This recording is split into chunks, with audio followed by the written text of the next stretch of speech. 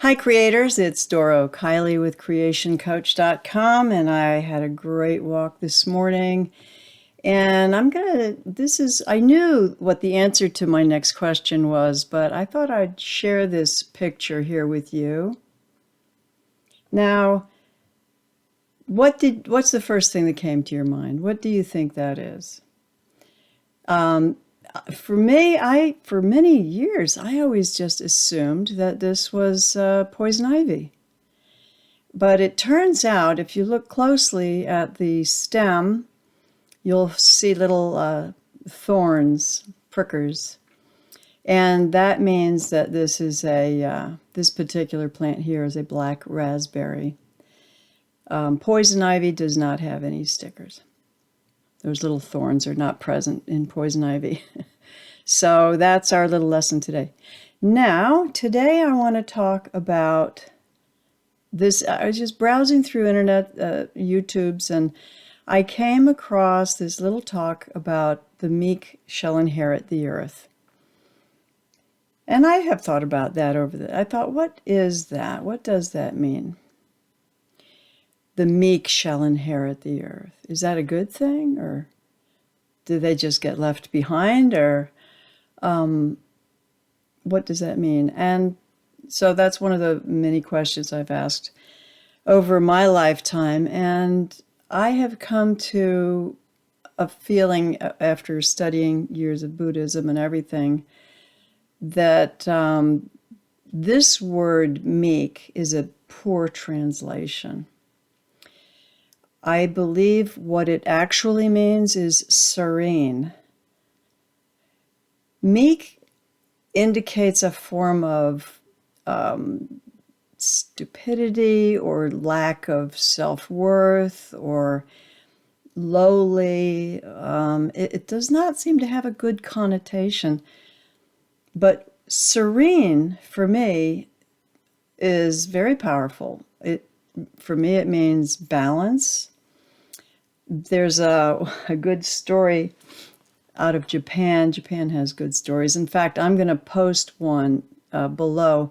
One of my favorite all-time stories about the practice of Aikido, which is a martial art, and it can be a deadly art. Like all the martial arts can be pretty brutal. But there's a lesson of serenity that is behind it. And quick example, another short story is a king or an emperor had a war going on and sent out his samurai, his favorite samurai, to kill the leader of the opposing army. And the samurai goes on his journey to find this emperor or whoever he was, and finds him and chases him into the wilderness and finally corners him. And he raises his great sword and he's ready to just lop his head off. And the emperor says, "You couldn't lop my head off. You're too fat. Look at you. Your clothes are filthy. What kind of samurai are you?" And with that, the samurai very slowly put his sword back in the sheath and let him go. And the samurai had to go back to his leader and confess that he could not kill him. And this particular emperor says, "Why couldn't you kill him? What's the matter with you?" And the samurai said, "He said these things to me and I got angry. And to kill him under those circumstances would have been against my training." And that, for me, is what serenity is, to be serene. You can do anything. Many of the Hindu epic novels are about this. This is taking action from that place of serenity, and not that you're numb inside. The life is just working through you. Your ego is not in the way. So it's not that you're just becoming dead to the world. In fact, you are very alive to the world, but it's the universe working through you. Nothing is attaching to you. So anyway, the Dharma. This is what Dharma is: taking action out of that place of serenity, no matter what it is, whether it's watering a flower or going into battle. That's basically the story of the Bhagavad Gita, Arjuna's dilemma that he faces. So this word serenity, I think, is a much better word for meek in that term. I believe that the serene shall inherit the earth. This is me. I just get on here and share my ideas. So it's going into a realm of very profound philosophy, and I am by no means even very well educated on it. But that's my intuitive feeling.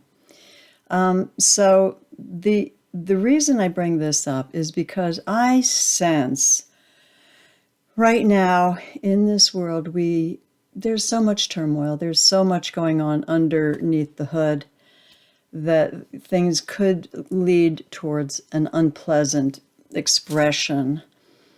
We're being threatened by World War III, and the news on TV is just so awful. We've got strikes and riots and wars and shootings and the price of gas and just getting to where, the world is so horrible right now. At least that's what the news and everybody says. I find that if you just turn the flat screens off, things get pretty quiet. So we're going on this trajectory of potential unpleasantness. And I do not believe that there is an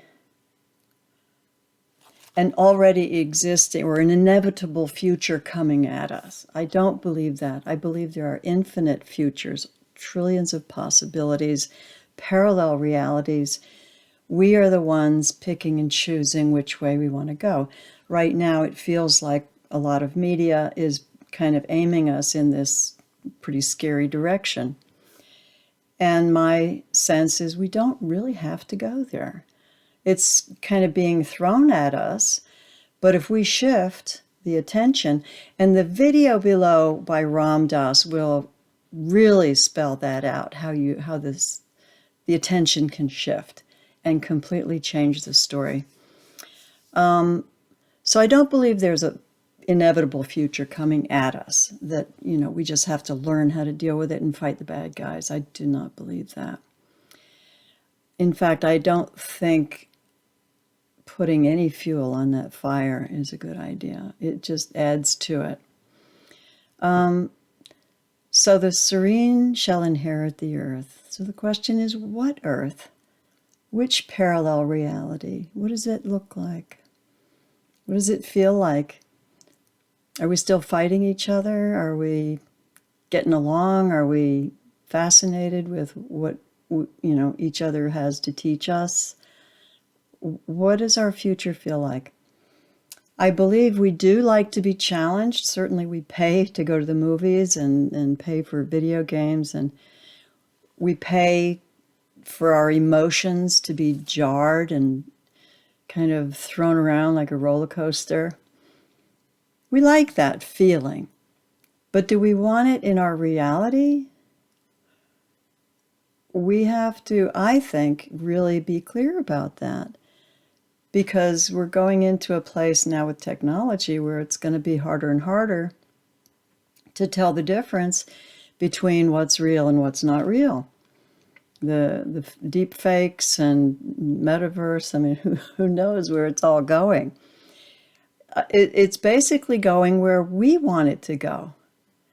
And if we stick with the whole corporate competitive model, it's just going to get scarier and worse, and people are just going to go crazy. And there's going to be a lot of delusional lunatics running around because of you can't survive in that state of anxiety and uncertainty for a long time.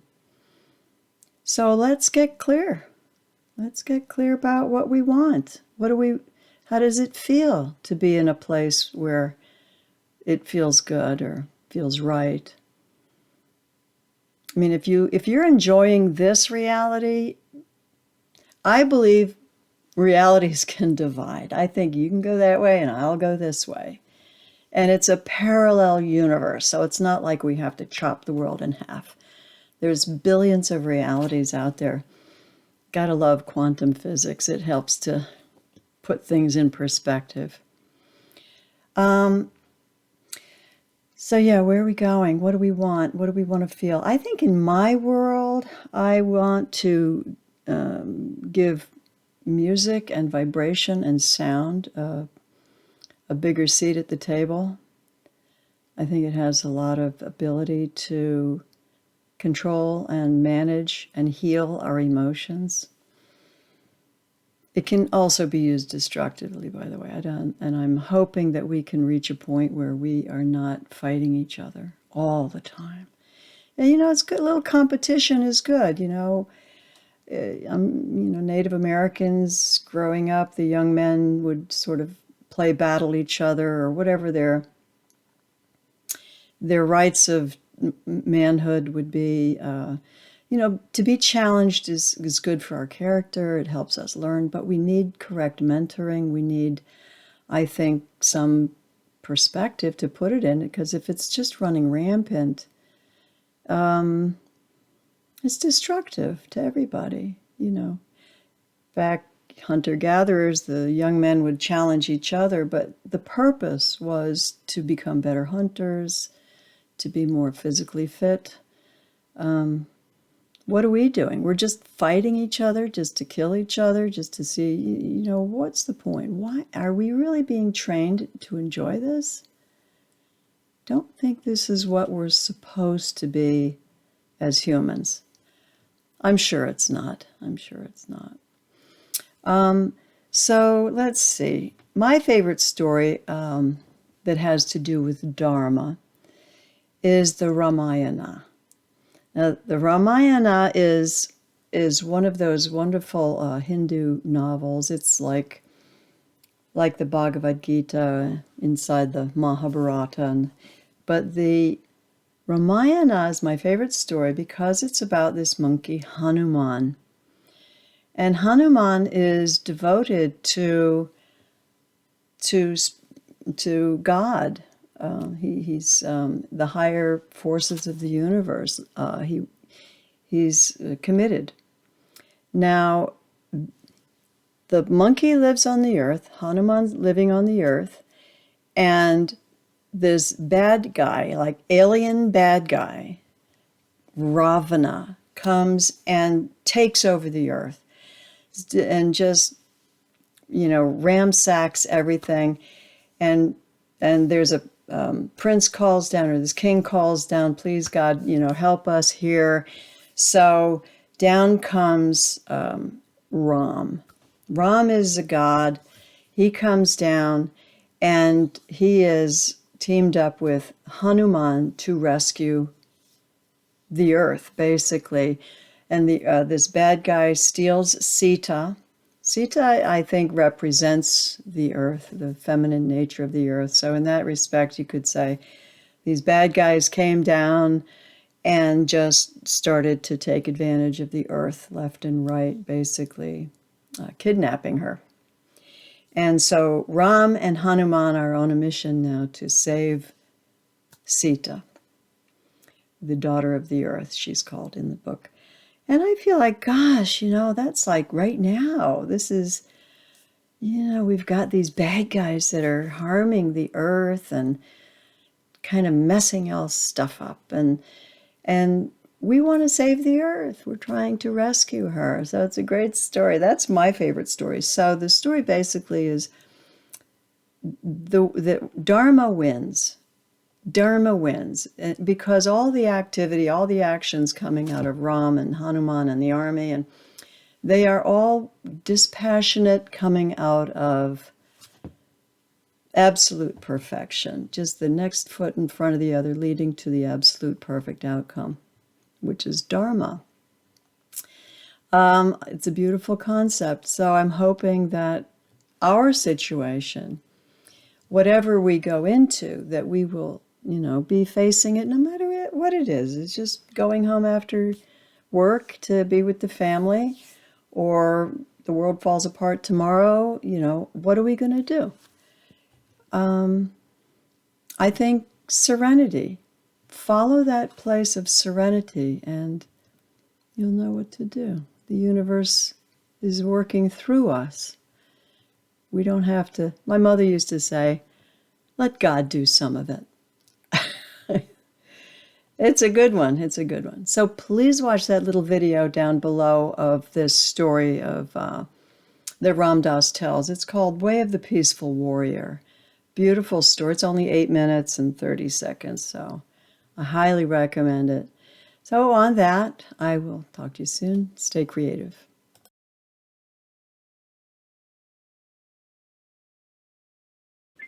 Hi, creators. It's Doro Kiley with CreationCoach.com, and I'm on a mission to improve this world through you. If you get anything through these videos, please give us a thumbs up and subscribe, and we'll see you on the next one. Stay creative.